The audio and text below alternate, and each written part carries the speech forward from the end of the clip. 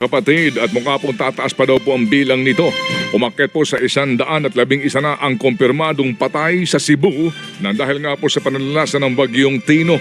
Karamihan sa mga ito'y namatay dahil nga po sa malawakang pagbabaha. Sabi nga po ng ating nakaugnayang kanina, madaling araw po kasi ang iba po'y nagulat nga dito sa bilis at laki ng volume ng tubig na umagos sa kanila pong ilog. Siyang po ang patuloy pong pinagahanap ng mga otoridad.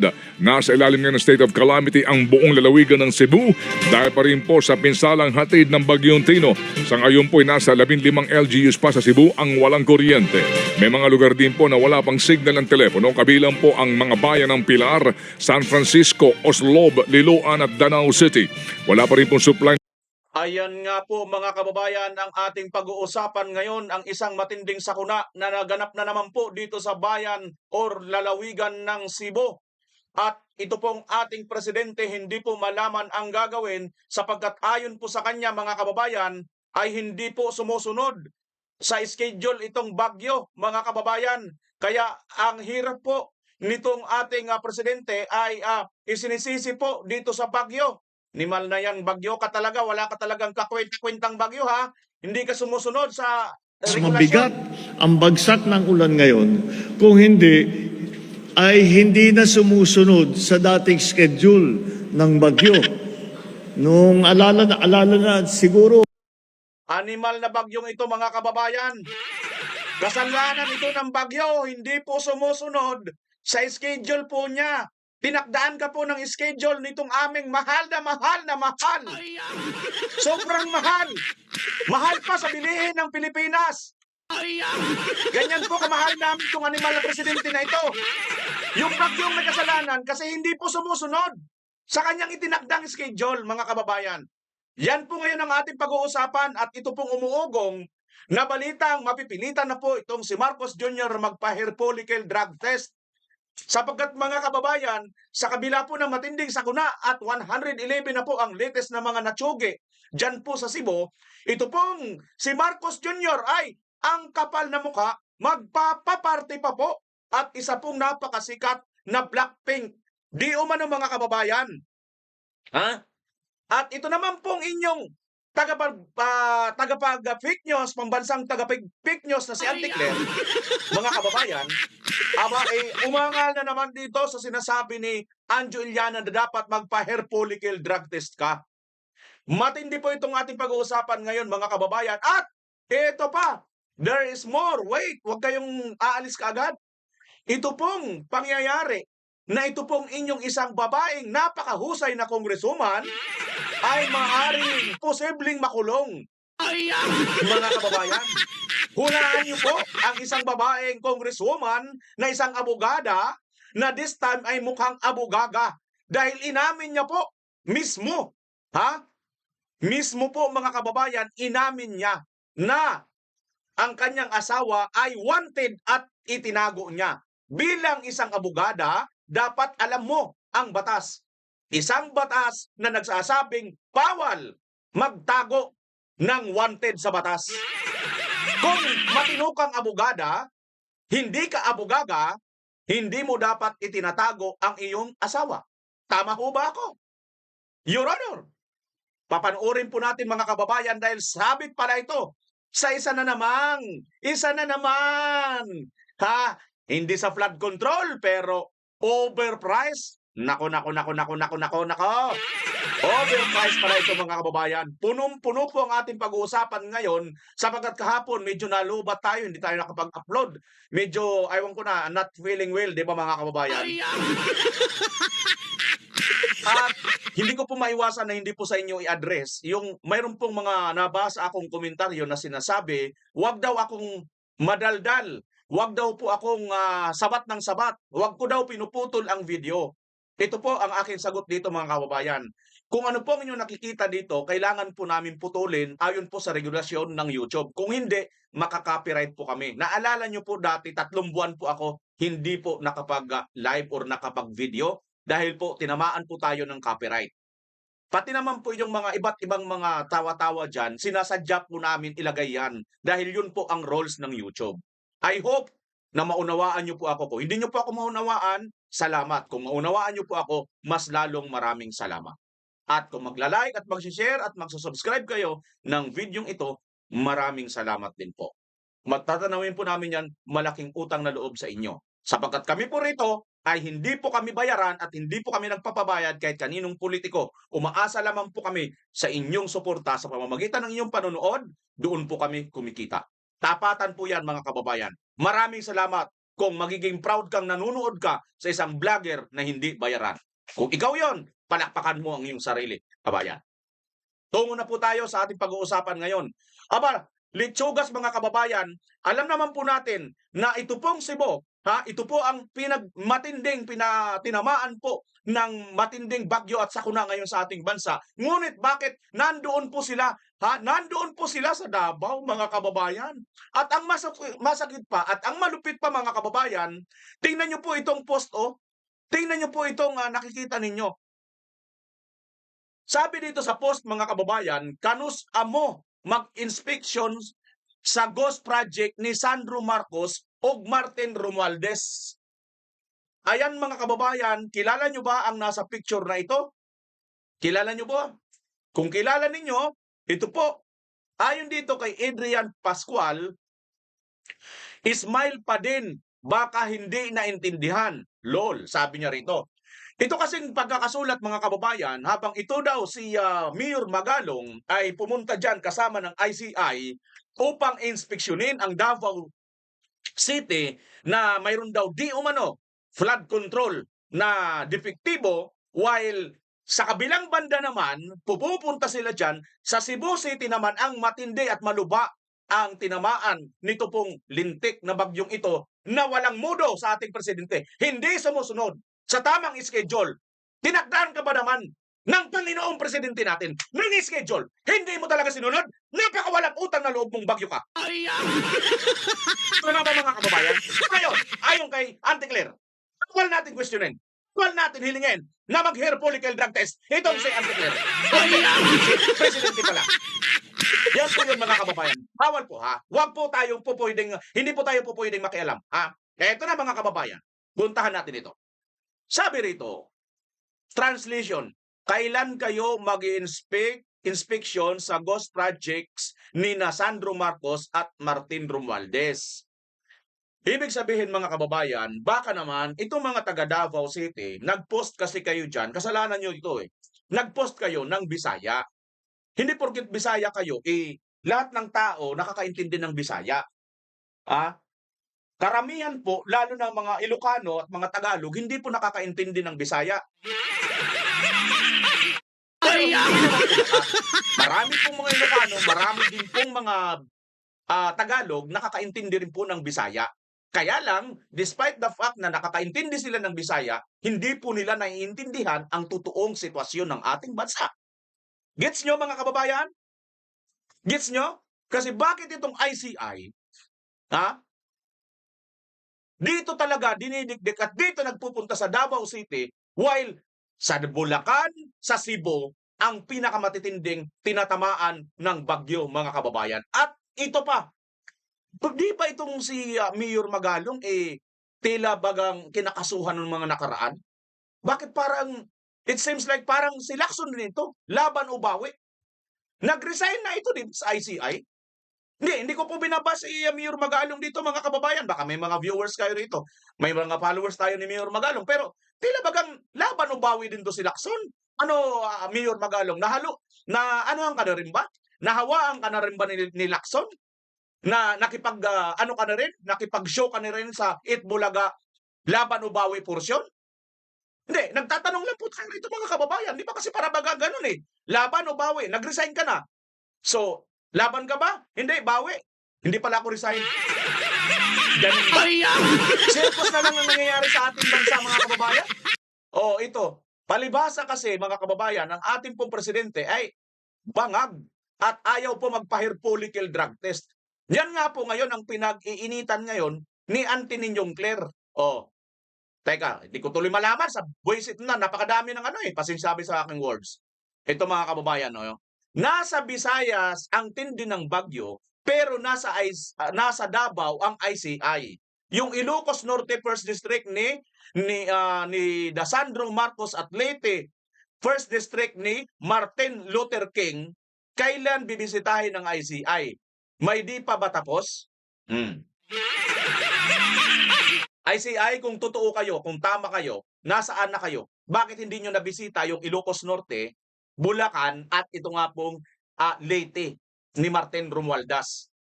ICI, kung hindi kayo talaga para lang dito, pagtakpan, para lang dito, may lihis ang totoong issue at totoong mananagot, bakit wala kayo rito?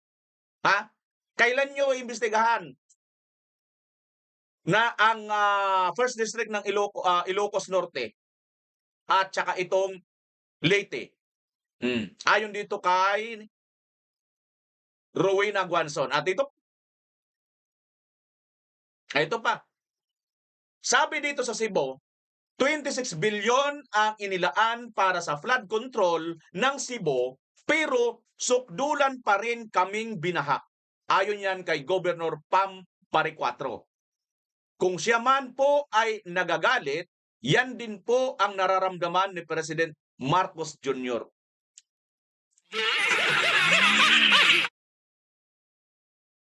Bangag talaga, lutang talaga ni Mount. Ay, nako, pasintabi ng boss na ako.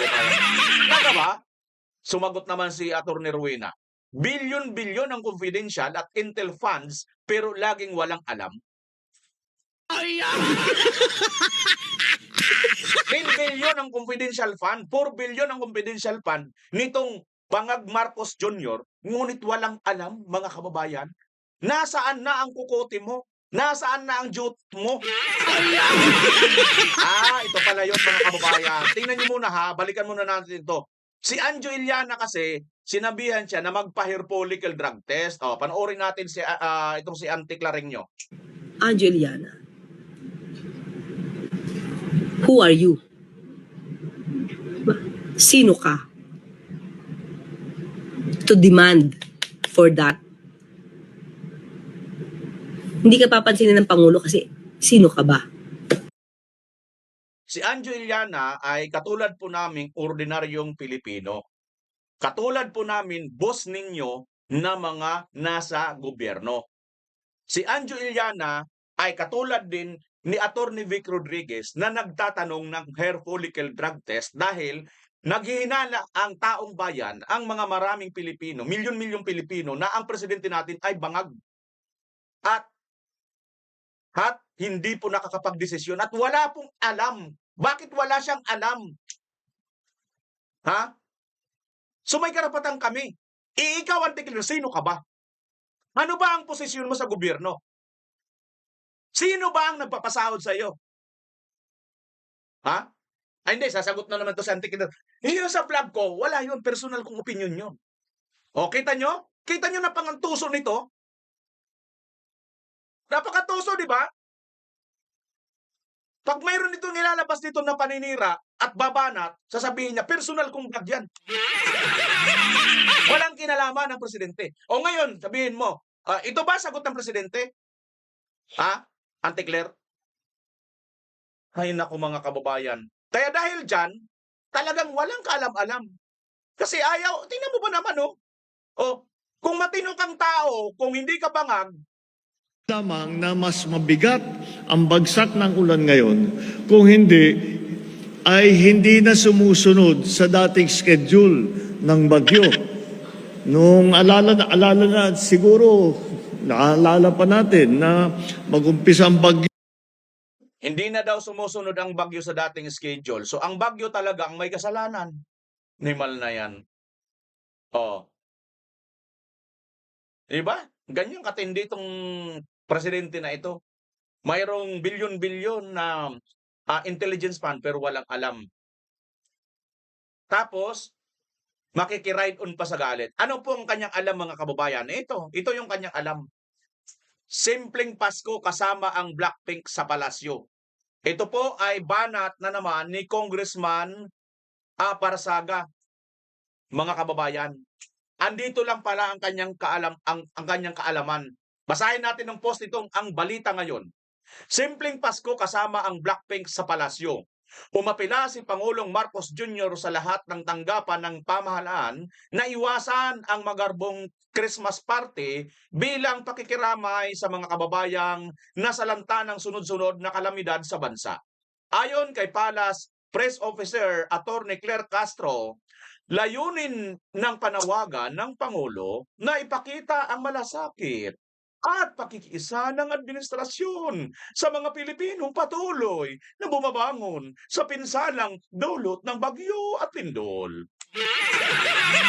Ngunit, sa kabila ng panawagang ito, para sa simpleng Pasko, may pasabog si Cavite 4th District Representative Kiko Barzaga matapos ibahagi ang impormasyong imbitado umano ang K-pop group na Blackpink sa Christmas party ng Malacanang. Sa kanyang Facebook post nitong Miyerkules, Nobyembre 5, binira ni Barzaga ang umano'y hindi tugmang sitwasyon. Simpleng handaan lang ang LGU sa Pasko, tapos si Marcos may Blackpink sa Malacanang. Dagdag pa niya, wala na talagang pag-asa ang Pilipinas.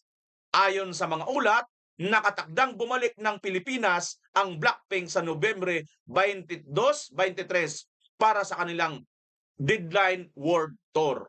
Iyan mga kababayan. So mukhang itong si Congressman Kiko Barzaga ay may nasagap na namang impormasyon na itong si Marcos Bangag Jr. sa kabila ng trahedya at sakuna, patong-patong ng dilubyo na nangyayari sa ating bansa, pati mga lindol, at pati ang ating ekonomiya bagsak na, ay itong Marcos administration, BBM, ay nakuha po na magpaparty na naman at kumuha ng isang napakasikat, napakamamahaling grupo sa buong mundo, ito nga pong Blackpink. Napakamahal po niyan. Ilan naman po kayang milyon, bilyon na naman po ang gagastusin ng Pilipinas para po dito sa mga walang kapararakan na pag-aabuso ng pera ng bayan. Palibhasa, hindi niya na ito pera, kaya kung waldasin nitong mga hinayupak na ito, ay ganun-ganun na lang mga kababayan. So ngayon, ayan, sa kabila ng lahat ng ito, pinaghinalaan na siya, wala pa rin pong ginagawa. No? Because mga kababayan, todo iwas pa rin sa mga isyong ito na nangyayari sa ating bansa. Well, mga kababayan, puntahan na po natin ang mga balita kung ano po ba ang mga nangyayari ngayon sa Cebu. Paano po ang naging sitwasyon dyan? Cebu Mayor Aljo Frasco ang pagkamatay ng 35 na individual kasunod ang pananalasa ng Bagyong Tino. Inalon sila ng rumaragasang baha sa kasagsagan ng masamang panahon. Ang ilan sa mga nasawi ay pansamantalang inilagak sa punerarya ng Liluan. Ang inang ito isinalaysay kung paano nahiwalay sa kanila ang kanyang 5 taong gulang na anak na tinangay ng baha. Doon mi sa gapno, pag-doon ako sa gapno, nahayang man na ako ang papa. Sumuna na ako anak, nabuyan. Pagbalik niya sa babaw, pagkatkat sa saging, habili na ako ang anak, wala na nakuha.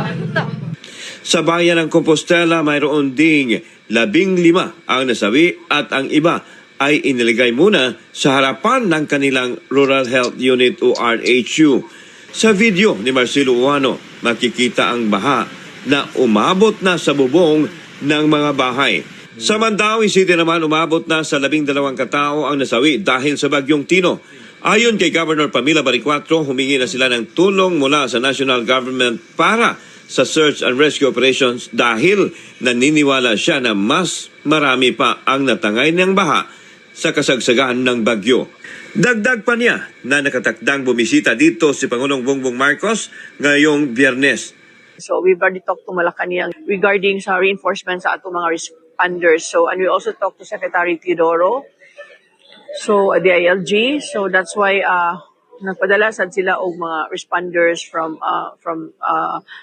Coast Guard, from AFP, PNP, Philippine Navy. Pinulong din ng gobernador. Nasaan na muna yung Coast Guard ng US? Di ba yung EDCA, sinabi naman din niya na pupunta dyan sa mga ganyang sakuna? Nasaan na? May nakita na ba kayong isang sundalong pisot na Amerikano? Di ba mga kababayan? Naku naman talaga, pambubudol talaga itong si BBM, no? Ang mga stakeholder kabilang na ang energy sector, communications o telco, water utilities at iba pa para mas mapadali ang pagbalik ng basic services para sa mga tao. We want to restore power and water as soon as possible, aside from the ongoing rescue operations. Samantala, ininspeksyon ni Department of Public Works and Highways Secretary Vince Dizon ang sitwasyon ng Mananga Bridge kasama si Talisay City Mayor Samsam Culyas. Sabi ni Dizon na kailangan ng matinding replanning ng flood mitigation, hindi lang sa Talisay City kundi sa buong Cebu Province. Dahil kulang-kulang daw ang revetment wall. The solution is really to control the water from upstream, from the mountain, going down. Sad to say, hindi yon ang ginawa in the past, 10, 15 years. No? Ito ka na naman Dison eh. Ngayon nga nangyayari ito, pupunta ka. Ito kung hindi lang mayaman ako, aywan ko lang Hindi, itong laptop ko lang itong computer ko lang, mababasag ko talaga eh. Television ko sa ganitong, nakakabuisit mga kababayan, di ba? Ngayon nangyayari ito eh. Sisisihin mo yung nakaraan, ipagpalagay mo na lang na may nangyayari katiwalaan noon. Bakit hindi nagalap ito mga ganito? Ngayon ito eh. Nakakabuisit talaga. Ewan ko mga kababayan. Kung hindi kayo talaga mabubuisit dito, nakakagigil eh. Ngayon nangyayari ito eh. There is At hindi lang to basta ngayon. Ngayon po, binuhusan napakarami pong pera, bilyon-bilyon nga napunta dyan eh. Ito, asa na yun? Ito, 26 billion ang inilaan para sa flood control ng Cebu. Sokdulan pa rin kaming binaha. Ngayon yan, 2022 hanggang 2025, Dison. Visit naman talaga ang mga, naku, hawa-hawa na lang ba talaga? tinanong ko kay Mayor, when meron bang kinonstruct sa upstream na kahit Pasintabi po kayo mga kababayan na wala pa personal ang aking galit. Hindi po ako namimersonal. Yung reaksyon ko po ito, nakakainis. Ito po yung reaksyon, totoong reaksyon ko. Ngayon kung kayo, tatawa-tawa kayo sa mga ganito, wala akong pakialam sa inyo kung natutuwa pa kayo. Pero kung hindi ka nagagalit sa ganitong nakakagalit na sitwasyon, nadagdagan pa nitong mga nanunungkulan sa gobyerno na instead tukuyin yung totoong pangyayari, isisisi pa. Kulong na yung tao, yung mga Duterte, wala nang nagagawa ngayon. Silang may hawak ng lahat, katapos isisisi sa gobyerno ng Duterte nakaraan. Wait, kung hindi ka bangag, kung hindi ka adik, kung nasa tama kang katinuan, hindi ka matutuwa. Hindi ka matutuwa. Ay naku mga kababayan, pasintabi po hindi po ako galit, hindi po ako personal na galit. Tuloy natin itong pure reaction ko po ito. Ito po yung totoong reaksyon ng taong nakakaramdam po ng nangyayaring ito. Kasi, gusto ko yun sana nila eh. Yung totoong may sala, totoong may kagagawan nito eh. Tutunugin lagi, papunta doon sa nakaraang administrasyon. Kahit ngayon nangyayari ito. Stress na yan. anong impounding or flood control sa taas. Wala. So, sa taas. Sa taas, which is Cebu City part, no? Paulit-ulit lang ito mangyari. So that needs to change now. Hindi na pwede. Sinabi rin ni Dizon na iimbestigahan kung may mga substandard pa na flood control project. Nasa Independent Commission for Infrastructure o ICI na raw ito. 12 ang kumpirmadong patay sa Canlaon City sa Negros Oriental dahil sa hagupitang bagyong Tino. Unang kinumpirma ni Canlaon City Mayor Chubasco Cardenas ang 6 na individual na nasawi. Tumaas ang bilang sa 12 nang matagpuan ang bangkay ng 6 na individual. Patuloy ang paghanap ng 10 pang nawawala. Putol ang komunikasyon at walang kuryente sa buong Canlaon City matapos mabuwal ang mga poste ng kuryente doon. Hindi rin madaanan ang mga kalsada matapos masira ng baha. Nasira din ang mga tulay sa Binalbagan, Inayawan, Mountain City. Maging ang Alibabay Bridge, Malaiba Bridge at Bayug Bridge. Umaapila ngayon ng tulong ang lokal na pamahalaan ng Canlaon City para sa madali ang restoration ng kanilang electricity at telecommunication facilities. Nangangailangan din ng food supplies at tubig ang naturang syudad. Igan ayon kay DPWH Secretary Vince. Grabe mga kababayan, ito pa. Ito pa ang mga ito yung kalunos-lunos na nangyayari sa kanilang mga kababayan. Panoorin niyo itong video na ito. Pasintabi po sa mga manonood at medyo kung hindi po kayo matibay po dito mga kababayan, paki-ano nyo po muna. Paki-skip po itong video na to, medyo talagang kalunos-lunos pong kalagayan ng ating mga kababayan. Panoorin po natin to. Teka. Baka may music ito, baka may copyright. Sana naman walang copyright itong music dito. Mga kababayan, ito na siguro ang nakakapanglumo at nakakapangilabot na balitang ihahatid ko sa inyo ngayong araw. Update ito tungkol sa daan-daang namatay at sa patuloy na pagtaas ng bilang ng mga nawawala sa hagupit ng Bagyong Tino na ngayon ay binansagan na bilang isa sa pinaka mapaminsalang bagyo sa kasaysayan ng ating bansa. Pasintabi po sa mahihina ang loob dahil ang mga eksenang mapapanood ninyo ay tunay na hindi ninyo na naising maranasan sa ilang segundo lamang ng pagtaas ng Ayan. Ayan mga kababayan, ano ko na lang kasi may background music, possible pong copyright po yan. At alam nyo naman po mga kababayan, tayo po rito ay hindi bayaran, tayo po rito ay umaasa lang po sa mga views ng ating video. Doon lang po tayo kumikita. Kaya hindi ko na po ilalagay yung music. Pero makikita nyo naman po sa sitwasyon, ayan po yung bata, talagang nakakaano, no? Kami po mga kababayan, naranasan po namin yan noon nung bata kami. Sus Maria Josep na yan, no? Naranasan po namin ito nung kami po ay mga kabataan, pero matagal-tagal na po yun. Until ngayon na naman nangyayari ito. Grabe, Ayun, bata diyaw yata naman yan. Bata yan, mga kababayan. Ayan, sinabit dun sa ano ba yun? Grabe, nakakaano. Ay, tingnan nyo yung subdivision, mga kababayan, yung kalsada nila, nagmistulang ilog, grabe. Ito po ngayon yung dapat nilang sagutin. Ito po ngayon yung dapat nilang panindigan. Grabe, ano yun? Ano yun? Ayun, mga patay, mga kababayan. Yung mga patay nasa kalsada, parang Yolanda na naman to mga kababayan, Yung aso, yung mga hayop nagsisikap din mabuhay, mga kababayan, Ayun, Ako dito sa mga hayop na to, lusubin yung mga pamamahay ng mga kontraktor, mga congressman na mga magnanakaw. Dahil sa kanila, kaya nangyari ito sa kanila. Tingnan nyo, Tingnan nyo naman yung mga kababayan, yung kalsada nila nagmistulang, ilog, dagat. Grabe, tingnan nyo naman yung mga sasakyan, Sus Maria Josep. Sus Maria Josep na yan, mga kababayan.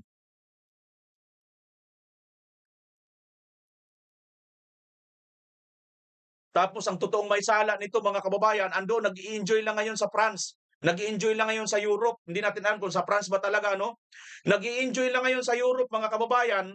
Ito pong taong ito na kung saan sila po ang masisisi sa mga pangyayaring ito, mga kababayan. Grabe. Tingnan nyo naman yung mga pangyayari na ito, Kalunos-lunos. Ang nangyari po sa ating mga kababayan dito nga po sa Cebu. Grabe. Yung isa sa mga nakakatakot, mga kababayan, yung nasa bubong sila, tapos kitang-kita nila itong rumaragasang pagdaluyong ng daluyong ng tubig na ang kalsada nila nagmistulang malakas na agos ng tubig, no? Ayan, oh, ito, oh. Ito, oh. Sinisira na lang nila yung bintana nila, mga kababayan, grills nila para makalabas, makatakas, oh. Ayan, oh. Ayan, nasa bubong sila, oh, grabe. Tapos bawat paligid, baha. Ayun, mga kababayan, yung banda doon, oh. Baha. Ang lakas ng agos, oh. Ay, ito yung mga nasa bubong, oh. Ayan, oh. Ayan, oh. Subdivision ito, mga kababayan, tapos nasa bubong ng mga tao. Grabe. Ngayon lang ito nangyari. Ngayon lang ito nangyari, mga kababayan, at ayon kay pangalan nito si Governor Pineda, ha? Ang sinasabi niya, noong wala pa daw flood control ang Pampanga, nagbabaha din naman, pero mga 2-3 araw, mawawala na rin. Ngayon daw, mga kababayan, na mayroon ng flood control na pinatayo itong mga Judas Barabas Estas na mga congressman na ito, nagkaroon po ng 3 linggo hanggang 1 buwan. Minsan daw umabot pa ng 2 buwan, hindi po naaalis ang baha. Mayroon na po yan, project na flood control. O di ba? So nag-cause po itong mga animal na ito ng mas matindi pong sakuna sa panahon ngayon. Dison, sa panahon ngayon. Bugok na rin itong si Dison, mga kababayan. Siguro sa tindi na rin siguro ng naranasan niyang hirap dyan sa kanyang trabaho. Na wala na rin sa hindi niya na rin nalaman, na rin niya, nakaligtaan na rin niya, mga kababayan, na, uy, teka, sandali, wag, panahon ito ngayon nangyayari, bakit parang, di ba? Kung mga kababayan, yan po ang nangyayari ngayon sa Cebu. Matindi po ang pinsala ng Bagyong Tino sa Cebu. Ito po ba'y inasahan? Hindi ba akala po natin sa may Samar ito dadaan, tsaka sa bandang Iloilo? Corina nga naman, ito kasi sabi ni Marcos dyan. Corina, ito makinig ka, Corina. Hindi lamang na mas mabigat ang bagsak ng ulan ngayon, kung hindi ay hindi na sumusunod sa dating schedule ng bagyo. Hindi na sumusunod kasi, Corina, ang bagyo. Kaya wag mong asahan sa Samar. Good evening. Hello sir, matindi po ang pinsala ng Bagyong Tino sa Cebu. Ito po ba'y inasahan? Hindi ba akala po natin sa may Samar ito dadaan, tsaka sa bandang Iloilo? Yung Cebu naman, kahapon pa lang, si GovPam nag-order already ng evacuation. So this was expected, yung malakas na typhoon. What was not expected was the flooding. And the flooding is horribly 2.0. Don't you think? I've never seen parts of Cebu this inundated. Ito po ba yung... Pansin nyo, mga kababayan, ha, sinabi nitong si Vice Mayor Gullas ba ito? Pangalan nito? Durano. Nag-order na si Vice Mayor ba ito o Mayor ito? Nag-order na si Governor Pam ng dahil nga expected na nila itong bagyo, no? Na si Marcos naman hindi alam, no? Hindi alam kasi hindi na sumusunod sa schedule. Ngayon, nag-order na sila. Ang sabi dito ni Durano ay dahil daw po ito, mga kababayan, sa hindi expected ang pagbaha. Bakit hindi expected? Kasi nga ang in-expect talaga makakalaban or makakasuporta ang mga flood control. Tama, hindi? Kahapon pa lang, si GovPam nag-order already ng evacuation. So this was Kasi expected na yon, mga kababayan. So nag-order ng evacuation. Ang hindi inaasahan ay expected, yung malakas na typhoon. What was not expected was the flooding. yan. Yung flooding, yung pagbaha, ang hindi expected. Kasi ang ina-expect niyan, mayroon pong mga matinong flood control project ang Cebu. Dahil po, matindi po ang perang binuhos dito sa Cebu.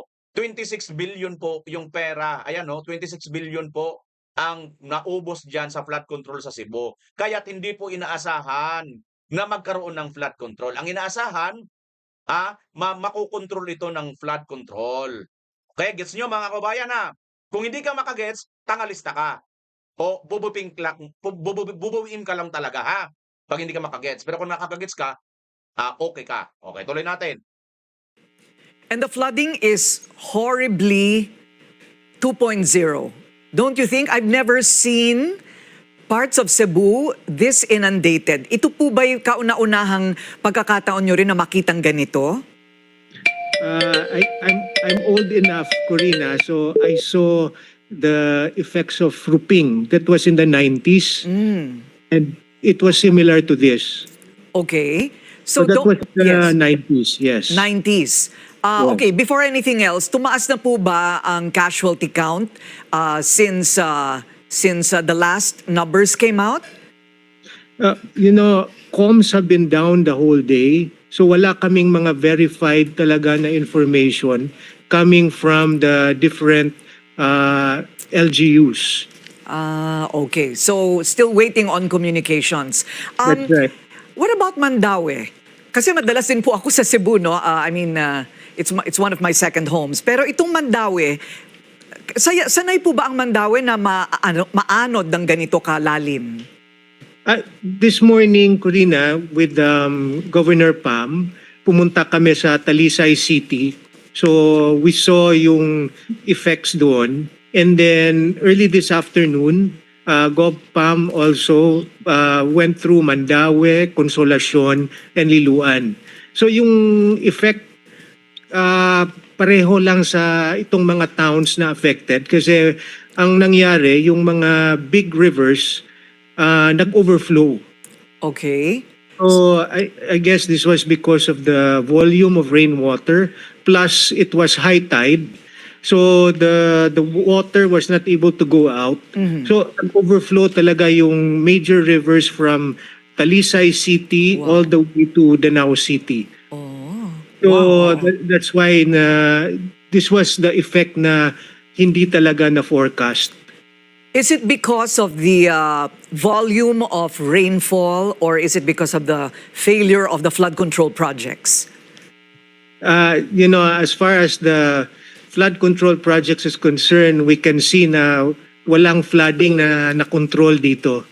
So whatever the projects they have here, it didn't work at all.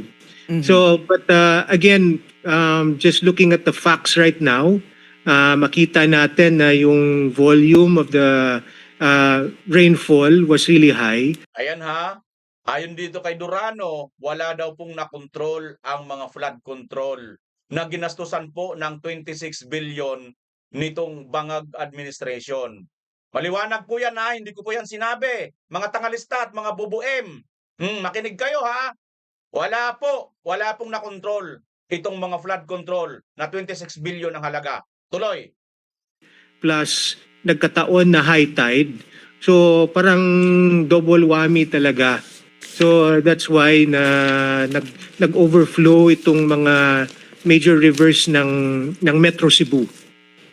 Wow, hindi pa nga ho kayo nakakabawi ng lubusan sa lindol noong September. Pero heto naman ngayon, yung bagyo naman ng inyong iniinda. Sapat po ba ang inyong mga relief supplies at disaster fund?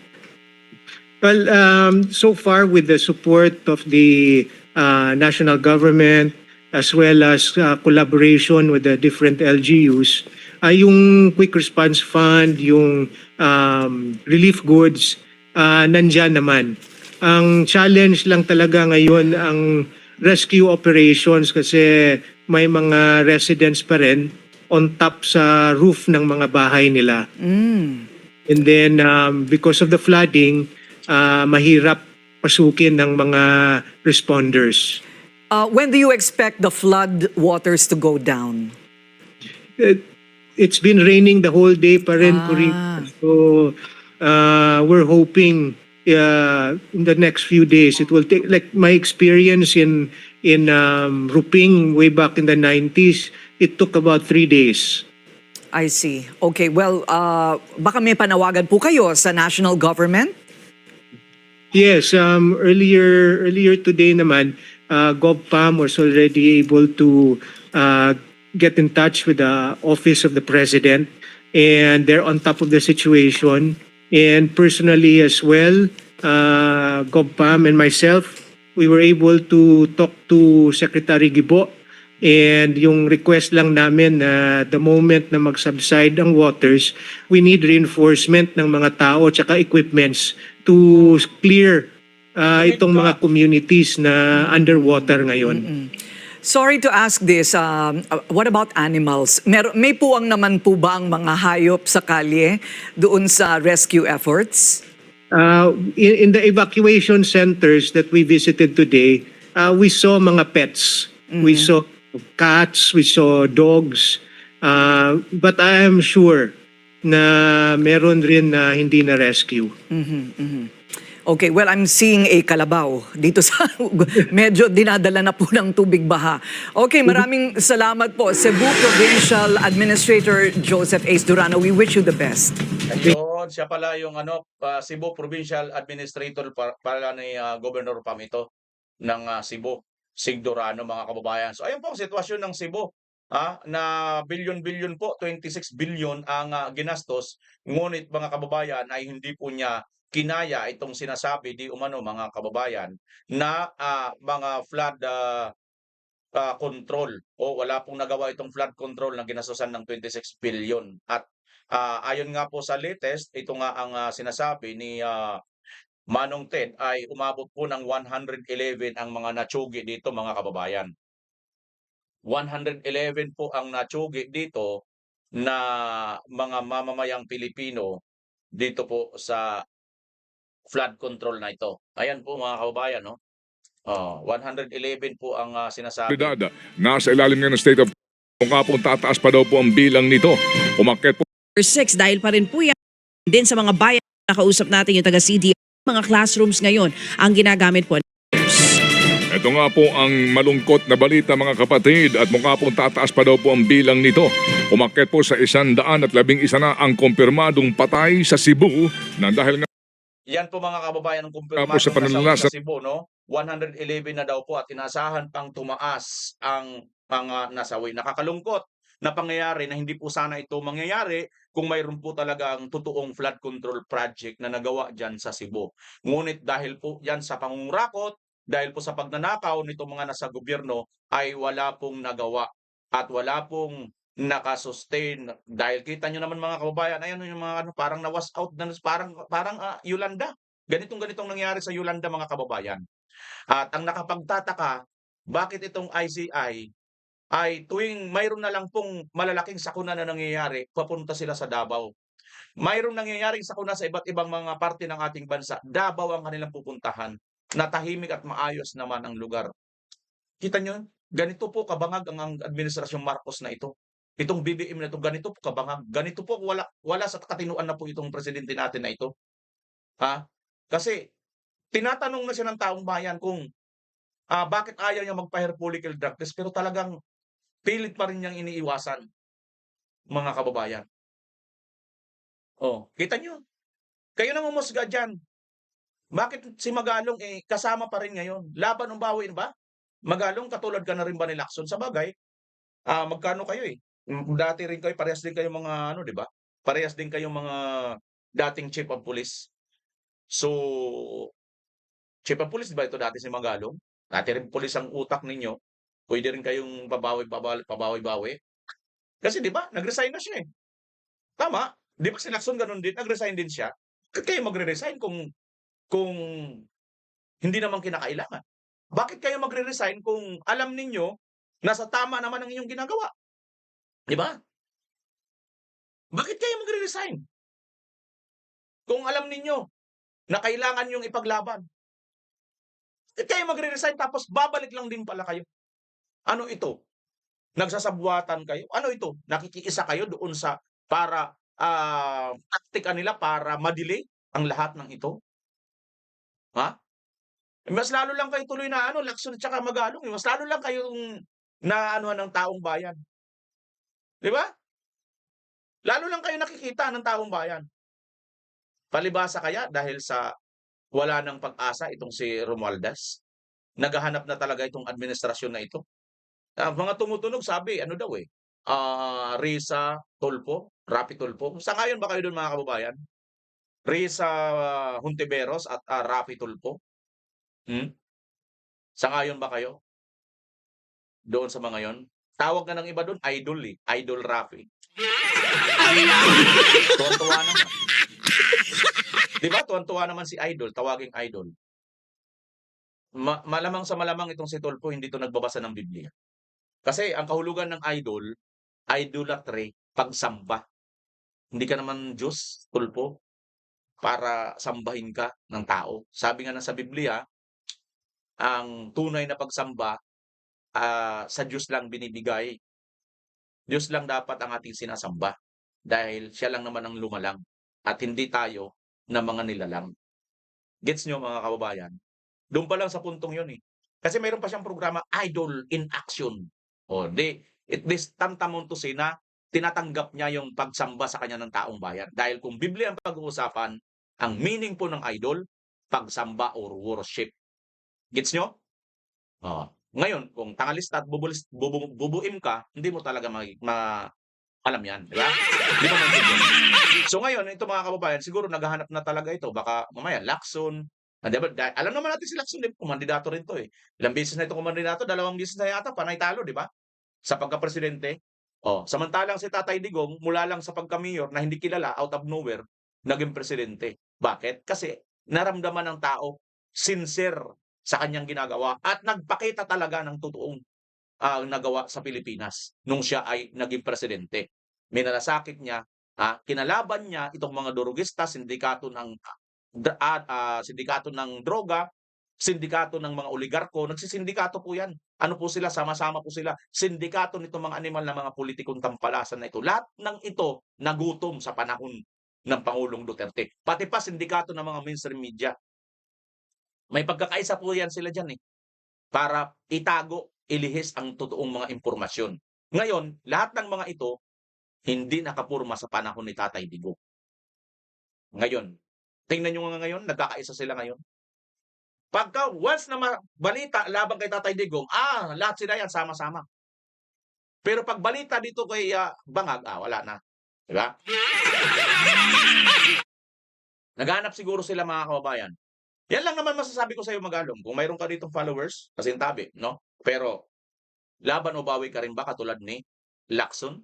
Nag-resign si Lacson, bumalik. Nag-resign ka, bumalik. Anong tawag sa inyo? Mga kababayan, kayo na ang magdugtong. Kayo nang humusga kay Lacson at kay Magalong. Okay? Bago yan mga kababayan, puntahan naman natin itong babae na bida-bida. Isa ito sa bida-bida, nagmamarunong, nagmamagaling. Pero panoorin natin mga kababayan. Panoorin natin itong si bida-bida. What I did, tinago ko po asawa ko. So, wanted siya. Di ba? Yan. Came from the horse's mouth mismo. Tinago ko po ang asawa ko. Wanted siya. Proud pa siya. Bilang abogado na matino, hindi mo po pwedeng ginagawa yan.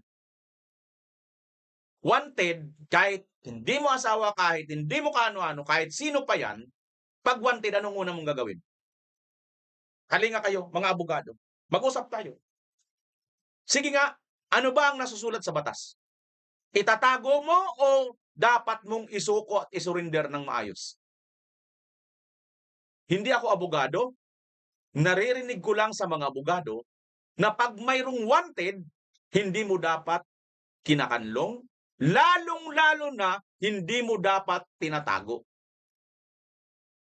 Gets nyo? Sana, kung may mga abogado dyan, sana kung mayroong malakas ang loob dyan, may mag-file. Anong i-file? Disbarment dito sa babaeng ito. Kasi umamin siya na gumawa siya ng kasalanan despite na alam niya yung batas. Gets niyo mga kababayan? Ang ginawa niya, aggravating circumstances pa yan eh. Lalo pa niyang pinabigat ang sitwasyon kasi abogado siya, alam niya yung batas. Alam niya na yung batas, nalabag pa niya. Which is, ibig sabihin, intentionally, nilabag niya yung batas. I don't think so mga kababayan kung tama ang aking argumento bilang isang ordinaryong vlogger lang. I think, opinion din ninyo, baka tama ba ang aking opinion na ito? Na dapat bilang isang nakakaalam ng batas, hindi mo dapat ginagawa yan. Kasi yan yung pinanumpaan mo, pagtatanggol mo ang batas. Doktor, ang pinanumpaan ng doktor, bubuhay, magpapagaling ng mga may sakit. Tama? Hindi. Oh. Abogado, ipagtatanggol ang batas. Unless kung nabago na ngayon, na ang abogado ay dapat labagin ang batas. Unless kung ganun na. Tama, hindi? Kasi dito sa argumentong ito, maliwanag pa naman sa sikat ng araw, aminado siya. Wanted ang asawa niya, itinago niya. Husgahan ninyo, kayo nang humusga, hindi na ako mga kababayan. Ako'y nag-react lang dito, panoorin ninyo ito. Mayroon pang isa na nag-trending ngayon sa kanyang balita, mga kababayan. Nasa mga palamuti na sa kalsada ang anomalya sa mga proyekto ng gobyerno.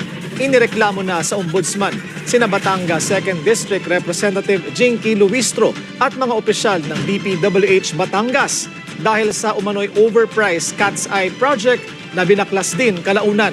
Narito ang exclusive agenda report ni Joash Malimban. Nagsumite ng isang letter complaint sa Ombudsman ang grupong Bantay Trapiko laban kina Batangas 2nd District Engineer Sonia Pagligawan, DPWH Calabarzon Regional Director Jovel Mendoza at Batangas 2nd District Representative Jinky Luistro. Kaugnayan ng umano'y maanomalyang Cat's Eyes o Reflective Road Studs Project sa Batangas City, San Pascual, Bawan Diversion Road. Sa inihaing reklamo, sinabi ng complainant na tila may indikasyon ng overpricing, irregular fund utilization at wasteful implementation ng nasabing proyekto sa lugar. Ayon sa isang 2024 DPWH order, aabot sa 8.9 kilometers ang haba ng buong diversion road. At least 2.6 kilometers nito sakop ng Batangas City. Sa inihaing reklamo, sinabi ng complainant na sa kahabaan ng bypass, Bawan at San Pascual lang ang mayroong road studs. Kitang-kita raw ito sa ilang viral videos ng mga dumadaan sa lugar kung saan nagmimistulang airport runway ang kalsada sa gabi. Dagdag pa ng complainant, matapos umanong i-install ang nasabing road studs, binaklas din ito kalaunan dahil kinakailangan raw palang aspaltuhan ang kalsada. Personal na binisita ng Billionaire News Channel ang nasabing proyekto. Ang aming nadatnan, mga butas sa kalsada sa parte ng San Pascual at Bawan na mistulang bakas ng mga binaklas na Cat's Eye. Ang dating tila airport runway sa gabi, ganito na ang itsura dahil marami ring parte ng diversion road na wala pang mga ilaw. Nahanap namin ng kontrata para sa nasabing road stud installation project sa lugar.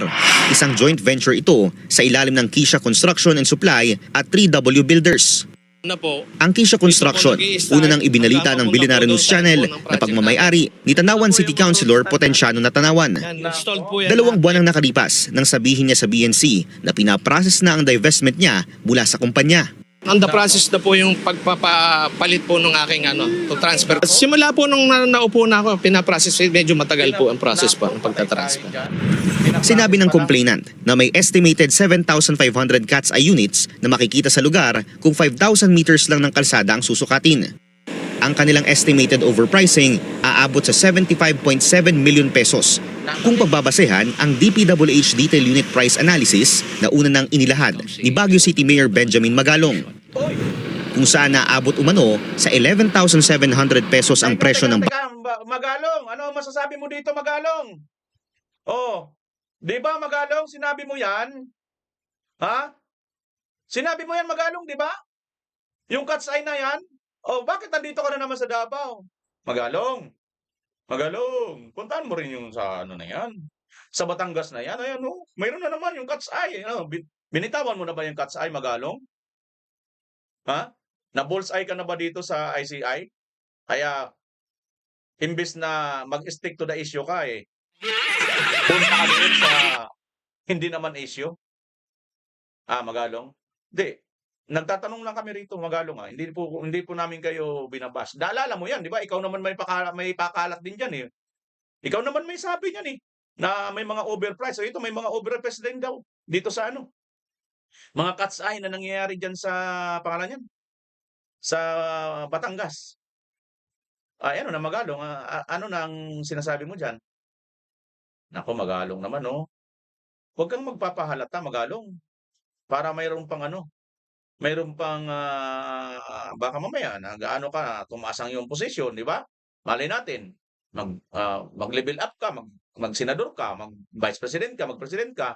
Pero ngayon pa lang Magalong, eh, medyo inumpisahan mo na magpakilala, eh, sabagay lubos-lubosin mo na. Total, umpisahan mo na maglaban o bawi.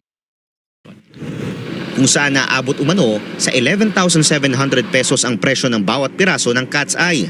Kahit na around 1,800 pesos lang daw ang market price nito, including Kita mo mga kababayan, magkano lang daw yung kay Magalong? 1,800 pesos lang daw ang bawat isa nito. Including na ang installation mga kababayan. Si Magalong mismo ang magano niya, overpriced daw po itong napakalaki. tax and installation. Sinuri namin ang nasabing kontrata. 98 million pesos ang kabuuang halaga ng proyekto, pero wala itong kalakip na detailed breakdown at project scope. Ayon sa DPWH 2nd District Engineering Office, tinatayang 6.3 kilometers o katumbas ng mahigit 6,000 meters ang sakop ng proyekto. Kung susundin ang market price na binanggit ni Mayor Magalong, mahigit 16 million pesos lang dapat ang presyo ng proyekto. Kung susumahin, tila pinatungan ang proyekto ng mahigit 80 million pesos para sa ilang libong road studs na binaklas lang din uli dahil hindi pa pala tapos ang construction. Dagdag pa ng complainant, rendered unusable na ang mga cat's eye upon removal. Pinuntahan namin ang DPWH 2nd District Engineering Office para kunin ang kanilang panig, pero wala raw available na makipag-usap sa amin. Sinubukan din naming hingan ng pahayag si Congresswoman Luistro, pero hindi pa ito sumasagot sa aming mga mensahe. Hoy, Luistro, sagutin mo naman! Ano daw? Luistro, bakit hindi ka sumasagot sa mensahe ng bilyonaryo? Sagutin mo! Ay, hindi, Bimar, sumagot na yan, eh. Ang bilis nga, eh. Bilis nga niyan sumagot, eh. Hindi pa ito sumasagot sa aming mga mensahe. Bukas ang Billionaire News Channel para sa panig ng mga respondent sa inihaing reklamo. Para sa agenda, Joash Malimban, Billionaire News. Bukas ang Billionaire News Channel pero hindi pa ito sumasagot. Sinubukan din naming hingan ng pahayag. Ito mga kababayan, ang sagot ni Luistro dyan. O, ano sagot mo, Luistro? Pasok, pakisagot mo. Si lawyer ako eh. Tinago ko po asawa ko. So, wanted siya. Di ba? Kasi lawyer ako eh. I cannot... Yan ang sagot ni Luistro. Billionaire News Channel. Dahil lawyer siya, yung wanted niyang asawa, yung manlalabag sa batas, ay kanya pong, bilang abogada, kanya po itong tinago. Kasi nga po, wanted siya. Yun po ngayon ang new normal sa ating pong bansa. Yung mga wanted, yun po ang mga maayos pang kalagayan, itinatago po ng ating mga mambabatas, at pinoprotektahan po. Yun po ngayon ang ating new normal sa Marcos administration. Diba? Ngayon, yung Duterte na wala naman pong napapatunayan pang kasalanan, kidnapin nyo yan, dalhin nyo yan sa dahig.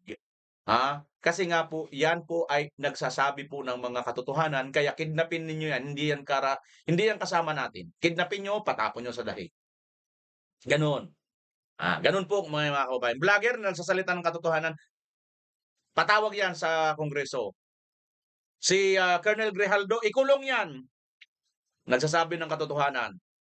Si Pastor Kibuloy, ikulong yan. Mabilis lang. Si Tebes, ikulong din yan. Ganun kabilis. Pero si asawa niya, wag ikulong. Wag. Kasi kahit wanted yan. Hindi po pwedeng ikulong kasi wanted yan. Bawal. Pero itong si Romualdez, si Bunuan, ito lang sila mga kababayan. Ano sabi? Nirekomenda na ng ICI sa Office of the Ombudsman na imbestigahan sina dating DPWH Secretary Manuel Bunuan at kasama na po si dating House Speaker Martin Romualdez. Kunin natin Ayun mga kababayan, ngayon pa lang sila imbestigahan, si Martin Romualdez at saka si Bunuan. Si Bunuan lang naman mga kababayan ang isa sa pinakaulo ng DPWH nitong panahon kung kailan naglabasan po itong mga flood control corruption projects, mga kababayan. At ang isa pa sa pinoprotektahan nila mga kababayan, pilit po nilang pinoprotektahan at hindi po nila kayang hulihin at hindi po nila kayang isyuhan. Ito naman po si Saldimo. Panoorin nyo. Big news in the flood control scandal. For the first time, we're hearing from the camp of resigned party list lawmaker Zaldico. His lawyer faced the media today and says the former congressman is not in hiding but is abroad for medical reasons. Let's go to Hanati for the latest on this story. Yan mga kababayan, ang sinasabi po dito nitong abogado po ni Saldimo, si Saldico daw po ay hindi po nagtatago, kundi nagpapa-health lang mga kababayan. So katunayan, ayon sa kanyang mga sinasabi, si Saldico daw ay nandyan daw po sa bansa kung saan nagpapagamot lang po at may mga kasama pa pong pamilya. So alam po nila ito, alam ito ng gobyerno. So ngayon, ibig sabihin, taong bayan, niluluko lang po tayo nitong ginagawa po nilang kunwari, imbis na imbestiga dito kay Saldico, kunya-kunyarian lang po yan. Bakit? Kasi kung talagang seryoso sila, una, pinakancel na muna ang passport nito. Ikalawa, pagkatapos cancelin ng passport, ay ipasumpina na po ito at ipatawag na po. Dahil siya naman ang binabanggit, isa siya sa mga binabanggit na tumanggap po ng mga mali-malitang pera na hinatid ni Gutesa. At ito na nga pong pangalan nito, si mga Diskaya. At itong pangalan nun, sila Bryce. Nagko-corroborate na po lahat ang mga ebidensya. Ngunit ito pong Bangag administration, wala pa pong ginagawa. Maliban lang po doon sa kunya-kunyarian, pakakasuhan na nila, ipapadeport na nila, pero mga kunya-kunyarian lang yun kasi hindi po nila nagagawa. Bakit? Ito po yung patunay. Ang abogado mismo nagsabi na hindi daw nagtatago si Saldico. Then, kung hindi nagtatago, bakit ayaw yung umuwi dito? Kita nyo mga kababayan? Ganyan po ang laro nila ngayon. Now, kung nakarating ka po sa dulo ng bidyong ito, huwag ka pong mahihiya mag-comment. Ang inyong opinion ay mahalaga. Ang inyong komentaryo ay comment nyo sa baba at pag-uusapan po natin yan. Huwag nyo pong kalimutan, ilakip po ang inyong lugar kung taga-saan kayo nang mapusuan po natin. Maraming salamat. Muli, BMR Channel Pansamantala, magpapaalam at Pilipinas as always. Bye-bye!